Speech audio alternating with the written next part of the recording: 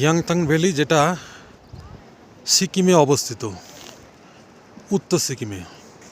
কিন্তু জায়গাটা একদম দ্বিতীয় কাশ্মীর, যে পেহেলগাঁও, যে জায়গাটা একদম ঠিক সেরকম।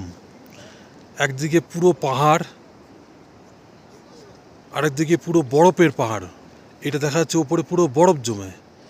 এটাও একটা পাহাড়, চারিদিকে সবুজ ঘাস, বড় বড় গাছ, মেঘ, পাহাড়ের মধ্যে একদম পুরো মেঘ আছে।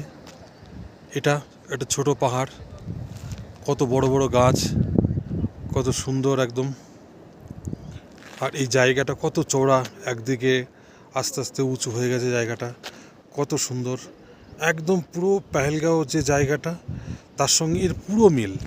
কিন্তু এই জায়গাটা হচ্ছে সিকিমের অবস্থিত, ইয়াংথাং ভ্যালি।